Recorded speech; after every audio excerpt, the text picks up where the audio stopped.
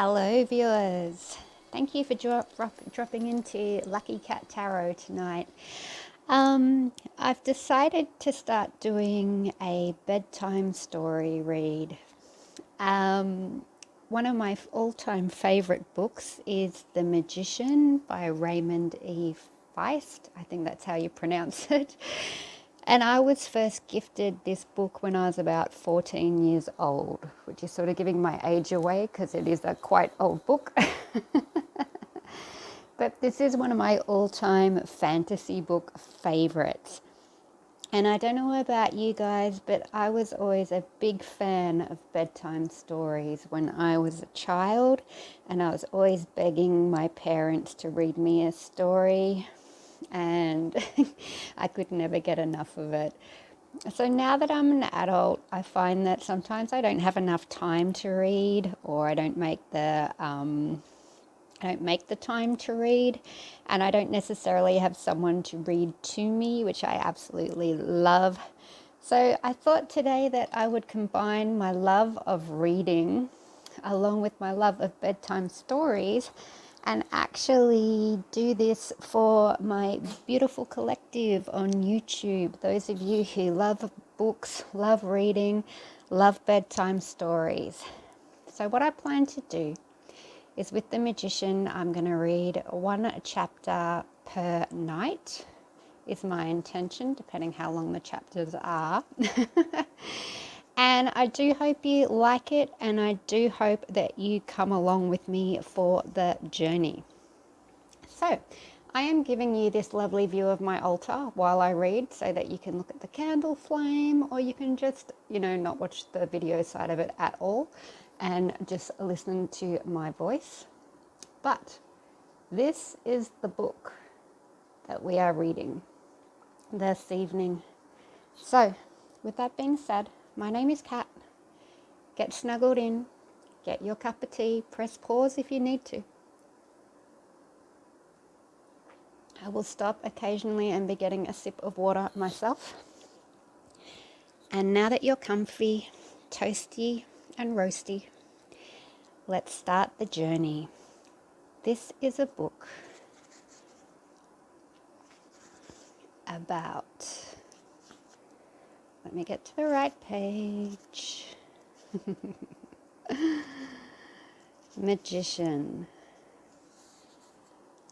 Before we get started, this is the map of Midkemia. See that? So imagine a big expanse of land, continents, seas, oceans. And this book is about two young boys, Pug and Thomas. A boy's will is the wind's will, and the thoughts of youth are long, long thoughts. That's by Longfellow, My Lost Youth. And we start with chapter 1, called Storm. The storm had broken. Pug danced along the edge of the rocks, his feet finding scant purchase as he made his way among the tide pools.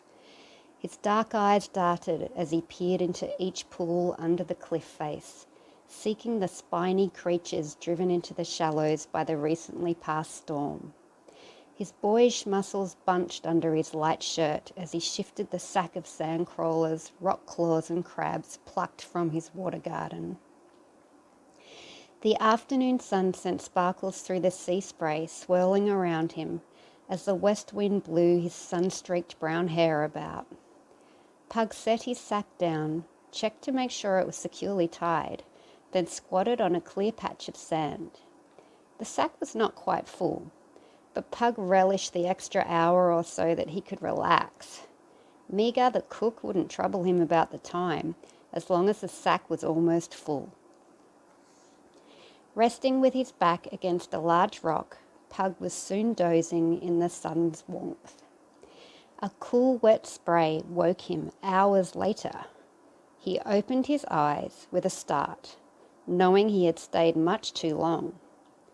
Westward, over the sea, Dark thunderheads were forming above the black outline of the Six Sisters, the small islands on the horizon. The roiling, surging clouds, with rain trailing below like some sooty veil, heralded another of the sudden storms common to this part of the coast in early summer. To the south, the high bluffs of Sailor's Reef reared up against the sky.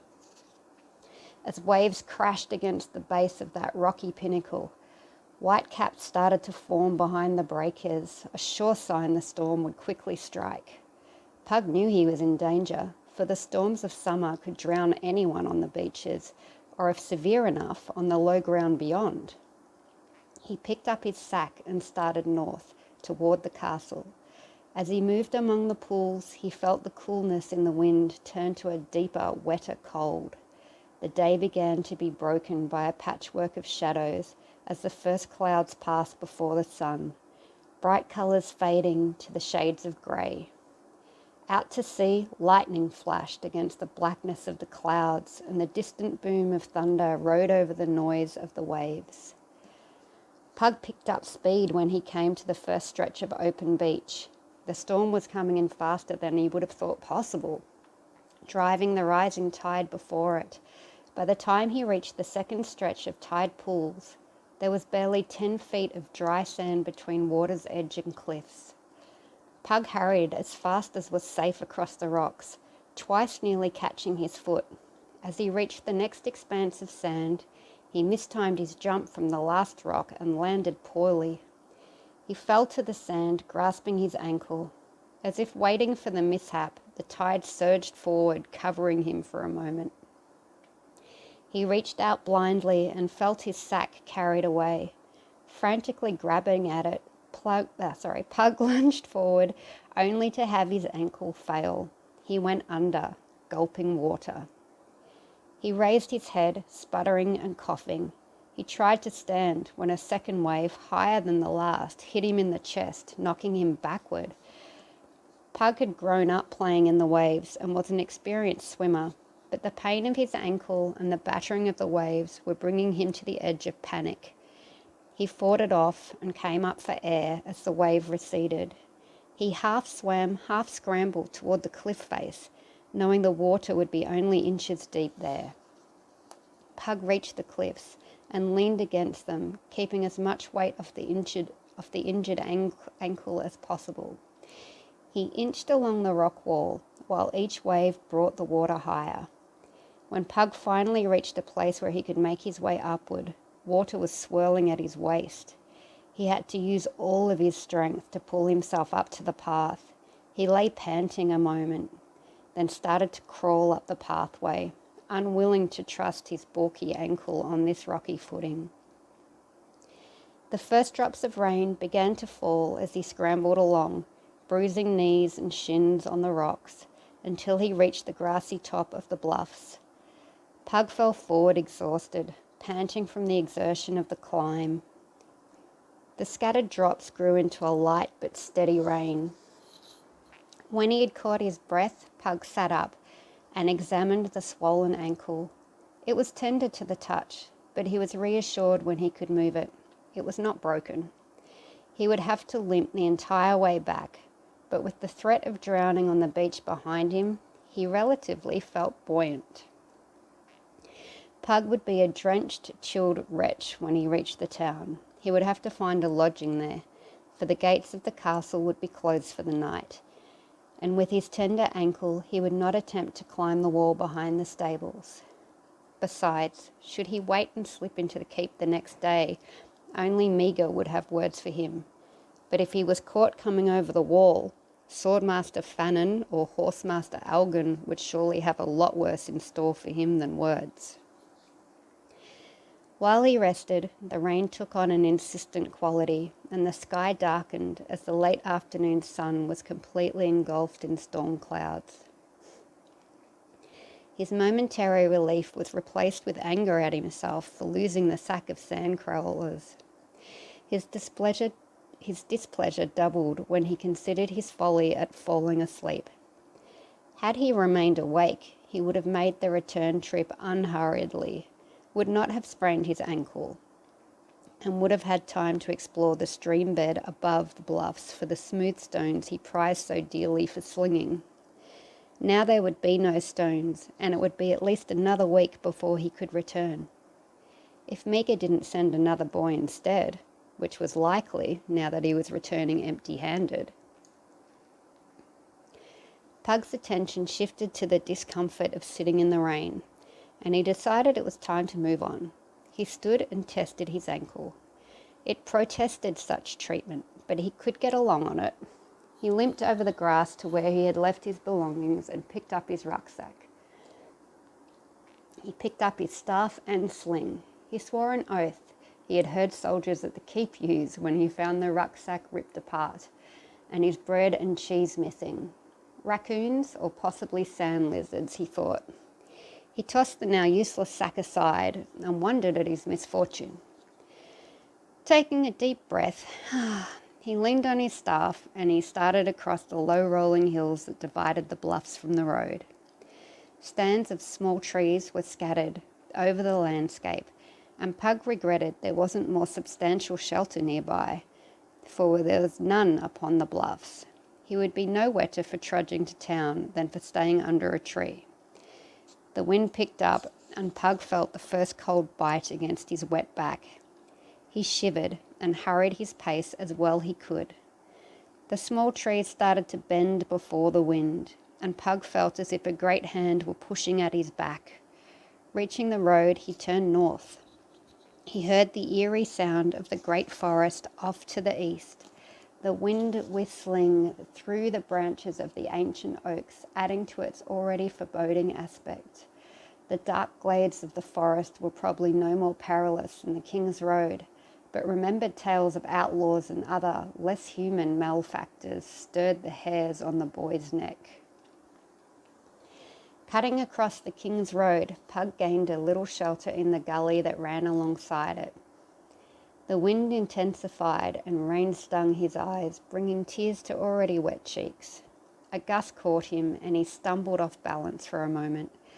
Water was gathering in the roadside gully, and he had to step carefully to keep from losing his footing in unexpectedly deep puddles. For nearly an hour he made his way through the ever-growing storm. The road turned northwest, bringing him almost full face into the howling wind. Pug leaned into the wind, his shirt whipping out behind him. He swallowed hard, to force down the choking panic rising within him. He knew he was in danger now, for the storm was gaining in fury, far beyond normal for this time of year. Great ragged bolts of lightning lit the dark landscape, briefly outlining the trees and road in harsh, brilliant white and opaque black. The dazzling after images, black and white reversed, stayed with him for a moment each time, confusing his senses. Enormous thunder peals sounding overhead felt like physical blows. Now his fear of the storm outweighed his fear of imagined brigands and goblins. He decided to walk among the trees near the road. The wind would be lessened somewhat by the boles of the oaks. As Pug closed upon the forest, a crashing sound brought him to a halt. In the gloom of the storm, he could barely make out the form of a black forest boar as it burst out of the undergrowth. The pig tumbled from the brush, lost its footing, then scrambled to its feet a few yards away. Pug could see it clearly as it stood there regarding him, swinging its head from side to side.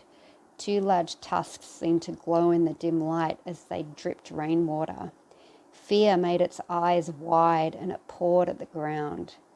The forest pigs were bad-tempered at best, but normally avoided humans. This one was panic-stricken by the storm, and Pug knew if it charged he could be badly gored, even killed. Standing stock still, Pug made ready to swing his staff, but hoped the pig would return to the woods. The boar's head raised, testing the boy's smell on the wind. Its pink eyes seemed to glow as it trembled with indecision. A sound made it turn toward the trees for a moment, then it dropped its head and charged. Pug swung his staff, bringing it down in a glancing blow to the side of the pig's head, turning it. The pig slid sideways in the muddy footing, hitting Pug in the legs. He went down as the pug slipped past. Laying on the ground, Pug saw the boar skitter about as it turned to charge again. Suddenly the pig was upon him, and Pug had no time to stand. He thrust the staff before him in a vain attempt to turn the animal again. The boar dodged the staff, and Pug tried to roll away, but a weight fell across his body. Pug covered his face with his hands, keeping his arms close to his chest, expecting to be gored. After a moment, he realized the pig was still. Uncovering his face, he discovered the pig lying across his lower legs, a black feathered cloth-yard arrow protruding from its side. Pug looked toward the forest. A man garbed in brown leather was standing near the edge of the trees, quickly wrapping a yeoman's longbow with an oilcloth cover. Once the valuable weapon was protected from further abuse by the weather, the man crossed to stand over the boy and beast. He was cloaked and hooded, his face hidden. He knelt next to Pug and shouted over the sound of the wind, "Are you right, boy?" as he lifted the dead boar easily from Pug's legs. "Bones broken?" "I don't think so," Pug yelled back, taking account of himself. His right side smarted, and his legs felt equally bruised. With his ankles still tender, he was feeling ill-used today, but nothing seemed broken or permanently damaged. Large, meaty hands lifted him to his feet. "Here," the man commanded, handing him his staff and the bow. Pug took them while the stranger quickly gutted the boar with a large hunter's knife. He completed his work and turned to Pug. "Come with me, boy. You had best lodge with my master and me. It's not far, but we'd best hurry. This storm will get worse after it's over. Can you walk?" Taking an unsteady step, Pug nodded. Without a word, the man shouldered the pig and took his bow. "Come," he said, as he turned toward the forest. He set off at a brisk pace, which Pug had to scramble to match. The forest cut the fury of the storm so little that conversation was impossible. A lightning flash lit the scene for a moment, and Pug caught a glimpse of the man's face. Pug tried to remember if he had seen the stranger before. He had the look common to the hunters and foresters that lived in the forest of Cryde. Large-shouldered, tall, and solidly built. He had dark hair and beard, and the raw, weather-beaten appearance of one who spends most of his time outdoors. For a few fanciful moments, the boy wondered if he might be some member of an outlaw band hiding in the heart of the forest. He gave up the notion, for no outlaw would trouble himself with an obviously penniless keep boy. Remembering the man had mentioned having a master, Pug suspected he was a franklin, one who lived on the estate of a landholder. He would be in the holder's service, but not bound to him as a bondsman. The franklins were freeborn, giving a share of crop or herd in exchange for the use of land. He must be freeborn. No bondsman would be allowed to carry a longbow, for they were much too valuable and dangerous. Still, Pug couldn't remember any land holdings in the forest. It was a mystery to the boy, but the toll of the day's abuses was quickly driving away his curiosity. After what seemed to be hours, the man walked into a thicket of trees. Pug nearly lost him in the darkness, for the sun had set some time before, taking with it what faint light the storm had allowed. He followed the man, more from the sound of his footfalls and an awareness of his presence than from sight. Pug sensed he was on a path through the trees, for his footsteps met no resisting brush or detritus. From where they had been moments before, the path would be difficult to find in the daylight, impossible at night, unless it was already known. Soon they entered a clearing, in the midst of which sat a small stone cottage. Light shone through a single window, and smoke rose from the chimney. They crossed the clearing, and Pug wondered at the storm's relative mildness in this one spot in the forest. Once before the door, the man stood to one side and said, "You go in, boy. I must dress the pig." Nodding dumbly, Pug pushed open the wooden door and stepped in. Close that door, boy. You'll give me a chill and cause me my death. Pug jumped to obey, slamming the door harder than he intended. He turned, taking in the scene before him. The interior of the cottage was a small single room. Against one wall was the fireplace, with a good-sized hearth before it. A bright and cheery fire burned, casting a warm glow. Next to the fireplace, a table sat, behind which a heavy-set, yellow-robed figure rested on a bench. His grey hair and beard nearly covered his entire head, except for a pair of vivid blue eyes that twinkled in the firelight.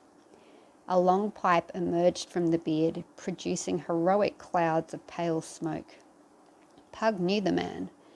"Master Colgan," he began, for the man was the Duke's magician and adviser, a familiar face around the castle keep. Colgan levelled a gaze at Pug, then said in a deep voice given to rich rolling sounds and powerful tones, "So you know me then?" "Yes, sir, from the castle." "What is your name, boy from the keep?" "Pug, Master Colgan." "Now I remember you." The magician absently waved his hand. "Do not call me master, Pug, though I am rightly called a master of my arts," he said with a merry crinkling around his eyes. "I am higher born than you, it is true, but not by much. Come, there is a blanket hanging by the fire, and you are drenched. Hang your clothes to dry, then sit there."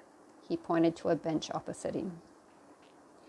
Pug did as he was bid, keeping an eye on the magician the entire time. He was a member of the Duke's court, but still a magician, an object of suspicion, generally held in low esteem by the common folk. If a farmer had a cow carve a monster or blight strike the crops, villagers were apt to ascribe it to the work of some magician lurking in nearby shadows. In times not too far past, they would have stoned Colgan from Crichton as like as not. His position with the Duke earned him the tolerance of the townsfolk now, but old fears died slowly. After his garments were hung, Pug sat down. He started when he saw a pair of red eyes regarding him from just beyond the magician's table. A scaled head rose up above the tabletop and studied the boy. Colgan laughed at the boy's discomfort. "Come, boy, Fantas will not eat you." He dropped his hand to the head of the creature who sat next to him on his bench and rubbed above its eye ridges. It closed its eyes and gave forth a soft crooning sound, not unlike the purring of a cat. Pug shut his mouth, which had popped open with surprise, then asked, "Is he truly a dragon, sir?" The magician laughed, a rich, good-natured sound. "Betimes he thinks he is, boy. Fantas is a fire drake, cousin to the dragon, though of smaller stature." The creature opened one eye and fastened it on the magician. "But of equal heart," Colgan added quickly, and the drake closed his eye again. Colgan spoke softly in conspiratorial tones. "He is very clever, so mind what you say to him. He is a creature of finely fashioned sensibilities." Pug nodded that he would. "Can he breathe fire?" he asked, eyes wide with wonder. To any boy of 13, even a cousin to a dragon was worthy of awe. "When the mood suits him, he can belch out a flame or two, though he rarely seems in the mood. I think it is due to the rich diet I supply him with, boy. He has not had to hunt for years, so is something out of practice in the ways of drakes. In truth, I spoil him shamelessly." Pug found the notion somehow reassuring. If the magician cared enough to spoil this creature, no matter how outlandish, then he seemed somehow more human, less mysterious. Pug studied Fantas, admiring how the fire brought golden highlights to his emerald scales. About the size of a small hound, the drake possessed a long, sinuous neck, atop which an alligator-like head rested. His wings were folded across his back, and two clawed feet extended before him, aimlessly pawing the air, while Colgan scratched with behind bony eye ridges. His long tail swung back and forth inches above the floor. The door opened and the big bowman entered, holding a dressed and spitted loin of pork before him. Fantus raised his head, using his long neck to good advantage to peek over the table. With a flick of his forked tongue, the drake jumped down and in stately fashion ambled over to the hearth. He selected a warm spot before the fire and curled up to doze away the wait before dinner. The franklin unfastened his cloak and hung it on a peg by the door. Storm will pass afore dawn, I'm thinking. He returned to the fire and prepared a basting of wine and herbs for the pig. Pug was startled to see a large scar that ran down the left side of the man's face, showing red and angry in the firelight. Colgan waved his pipe in the franklin's direction. Knowing my tight-lipped man here, you'll not have made his proper acquaintance. Meacham, this boy is Pug, from the keep at Castle Crichton. Meacham gave a brief nod, then returned to tending the roasting loin. Pug nodded back, though a bit late for Meacham to notice. I never thought to thank you for saving me from the boar. Meacham replied, There's no need for thanks, boy. Had I not startled the beast, it's unlikely it would have charged you. He left the hearth and crossed over to another part of the room, took some brown dough from a cloth-covered bucket and started kneading. Well, sir, said Pug to Colgan, it was his arrow that killed the pig. It was indeed fortunate that he was following the animal. Colgan laughed. The poor creature, who is our most welcome guest for dinner, happened to be as much a victim of circumstance as yourself. I don't follow, sir. Pug looked perplexed. Colgan stood and took down an object from the topmost shelf of his bookcase and placed it on the table before the boy. It was wrapped in a cover of dark blue velvet, so Pug knew at once it must be a prize of great value for such an expensive material to be used for covering. Colgan removed the velvet, revealing an orb of crystal that gleamed in firelight.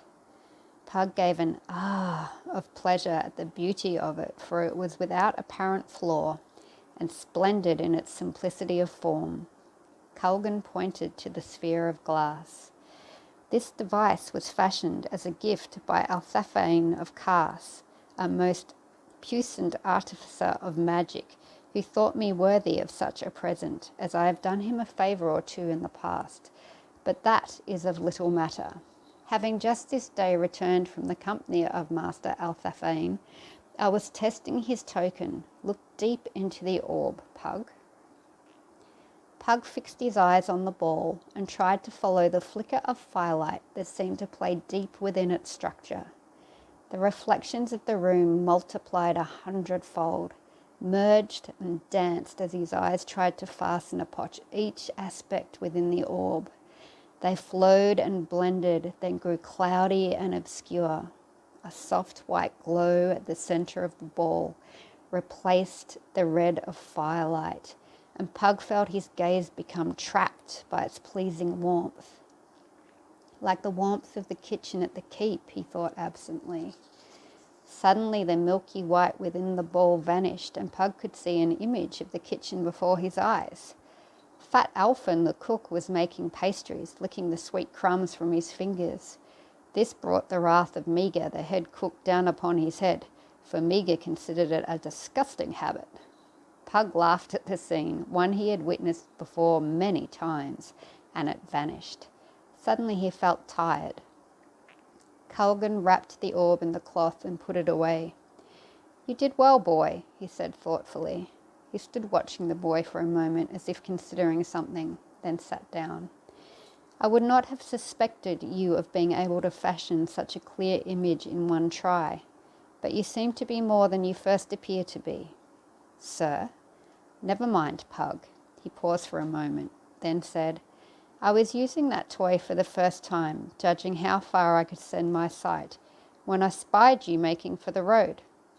From your limp and bruised condition, I judged that you would never reach the town, so I sent Meacham to fetch you. Pug looked embarrassed by the unusual attention, colour rising to his cheeks. He said with a 13-year-old's high estimation of his own ability, You needn't have done that, sir. I would have reached the town in due time. Colgan smiled. Perhaps, but then again, perhaps not. The storm is unseasonably severe and perilous for travelling. Pug listened to the soft tattoo of rain on the roof of the cottage. The storm seemed to have slackened, and Pug doubted the magician's words. As if reading the boy's thought, Colgan said, "Doubt me not, Pug. This glade is protected by more than the great boles. Should you pass beyond the circle of oaks that marks the edge of my holding, you would feel the storm's fury." Meacham, how do you gauge this wind? Meacham put down the bread dough he was kneading and thought for a moment. Near as bad as the storm that beached 6 ships 3 years back. He paused for a moment as if reconsidering the estimate and then nodded his endorsement. Yes, nearly as bad, though it won't blow so long. Pug thought back 3 years to the storm that had blown a Quigan trading fleet bound for Crichton onto the rocks of Sailor's Grief. At its height, the guards on the castle wall were forced to stay in the towers lest they be blown down. If this storm was that severe, then Colgan's magic was impressive, for outside the cottage it seemed no worse than a spring rain. Colgan sat back on the bench, occupied with trying to light his extinguished pipe. As he produced a large cloud of sweet white smoke, Pug's attention wandered to the case of books standing behind the magician. His lips moved silently as he tried to discern what was written on the bindings, but he could not.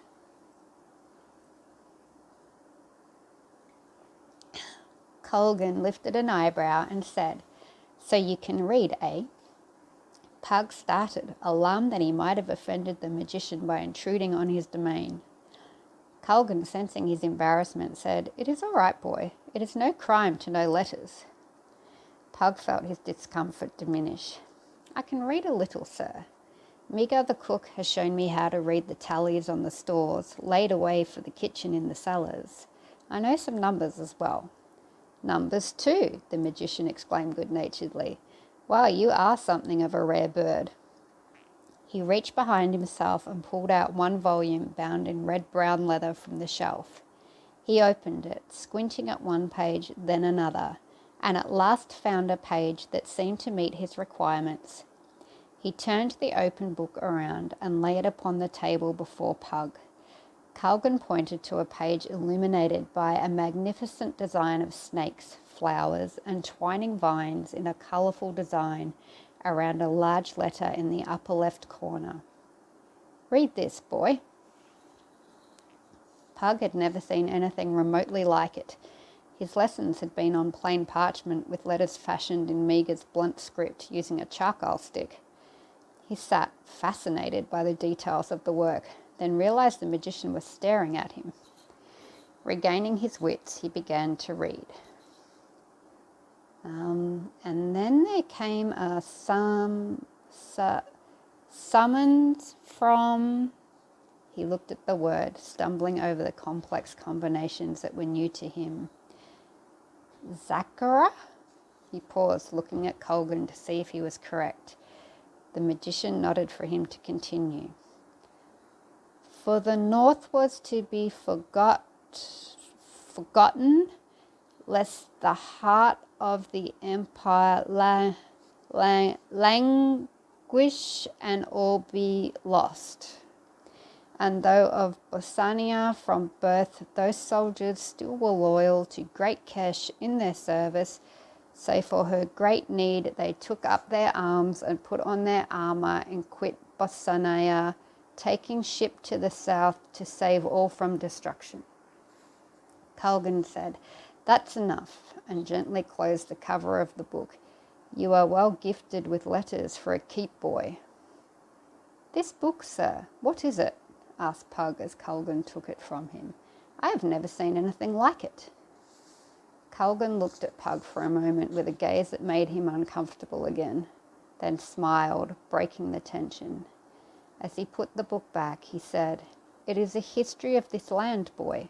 It was given as a gift by the abbot of an Ishapian monastery. It is a translation of a Keshian text over 100 years old." Pug nodded and said, "It all sounded very strange. What does it tell of?" Culgan once more looked at Pug as if trying to see something inside of the boy, then said, "A long time ago, Pug, all these lands, from the endless sea across the Grey Tower Mountains to the Bitter Sea, were part of the empire of Great Kesh. Far to the east existed a small kingdom on one small island called Relanan. It grew to engulf its neighbouring island kingdoms, and it became the Kingdom of the Isles. Later it expanded again to the mainland, and while it is still the Kingdom of Isles, most of us simply call it the Kingdom. We who live in Cryde are part of the Kingdom, though we live as far from the capital city of Relanan as one can and still be within its boundaries. Once, many long years ago, the Empire of Great Kesh abandoned these lands, for it was engaged in a long and bloody conflict with its neighbours to the south of the Keshan the Keshan Confederacy. Pug was caught up in the grandeur of lost empires, but hungry enough to notice Meacham was putting several small loaves on dark bread in the hearth oven. He turned his attention back to the magician. "Who were the Keshan Confederacy," Colgan finished for the boy. "It is a group of small nations who had existed as tributaries to Great Kesh for centuries. A dozen years before that book was written, they united against their oppressor. Each alone was insufficient to contest with Great Kesh, but united they proved its match. Too close a match, for the war dragged on year after year. The empire was forced to strip its northern provinces of their legions and send them south, leaving the north open to the advances of the new, younger kingdom.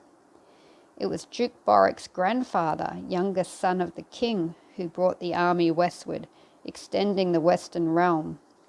Since then, all of what was once the old imperial province of Bosania, except for free cities of Natal, has been called the Duchy of Cryde." Pug thought for a moment, then said, "I think I would like to travel to this Great Kesh someday." Meacham snorted, something close to a laugh. "And what would you be travelling as? A freebooter?" Pug felt his face flush. Freebooters were landless men, mercenaries who fought for pay and who were regarded as being only one cut above outlaws. Colgan said, "Perhaps you might some day, Pug. This way is long and full of peril, but it is not unheard of for a brave and hearty soul to survive the journey. Stranger things have been known to happen." The talk at the table turned to a more common topic, for the magician had been at the southern keep at Cusp for over a month and wanted the gossip of Cryde. When the bread was done baking, Meacham served it hot, carved the pork loin, and brought out plates of cheese and greens. Pug had never eaten so well in his life. Even when he had worked in the kitchen, his position as keep boy earned him only meagre fare. Twice during dinner, Pug found the magician regarding him intently. When the meal was over, Meacham cleared the table, then began washing the dishes with clean sand and fresh water, while Colgan and Pug sat talking. A single scrap of meat remained on the table, which Colgan tossed over to Fantas, who lay before the fire. The drake opened one eye to regard the morsel. He pondered the choice between his comfortable resting place and the juicy scrap for a moment, then moved the necessary 6 inches to gulp down the prize and closed his eye again. Colgan lit his pipe, and once he was satisfied with its production of smoke, he said, "What are your plans when you reach manhood, boy?" Pug was fighting off sleep, but Colgan's question brought him alert again. The time of choosing, when the boys of the town and keep were taken into apprenticeship, was close, and Pug became excited as he said, "This Midsummer's Day, I hope to take the Duke's service under Swordmaster Fannin." Colgan regarded his slight guest. "I would have thought you still a year or two away from apprenticeship, Pug." Meacham gave out a sound somewhere between a laugh and a grunt. "Bit small to be lugging around sword and shield, aren't you, boy?" Pug flushed. He was the smallest boy of his age in the castle. Miga the cook said I may be late coming to my growth, he said with a faint note of defiance. No one knows who my parents were, so they have no notion of what to expect. Orphan, is it? Asked Meacham, raising one eyebrow, his most expressive gesture yet. Pug nodded. I was left with the priests of Dala in the mountain abbey by a woman who claims she found me in the road. They brought me to the keep, for they had no way to care for me. Yes, I remember when those who worshipped the Shield of the Weak first brought you to the castle. You were no more than a baby fresh from the teat. It is only through the Duke's kindness that you are a free man today. He felt it a lesser evil to free a bondsman's son than to bond a free man's. Without proof, it was his right to have you declared bondsman. Meacham said in a non-committal tone, a good man, the Duke. Pug had heard the story of his origin 100 times before from Magyar in the kitchen of the castle. He felt completely wrung out and could barely keep his eyes open. Culgan noticed and signalled Meacham. The tall Franklin took some blankets from a shelf and prepared a sleeping pallet. By the time he finished, Pug had fallen asleep with his head on the table. The large man's hands lifted him gently from the stool and placed him on the blankets, then covered him. Fantus opened his eyes and regarded the sleeping boy. With a wolfish yawn, he scrambled over next to Pug and snuggled in close. Pug shifted his weight in his sleep and draped one arm over the drake's neck. The fire drake gave an approving rumble deep in his throat and closed his eyes again. And that, my beautiful people, is the end of chapter 1. Thank you for sticking around. I think maybe next time I might split the chapters in half. That was rather a long read. But I hope you enjoyed that. If you did, please tune in again, for tomorrow's bedtime story, where I will continue with the start of chapter 2. We are reading Magician. I hope you enjoyed that, and I wish you a lovely evening. Good night.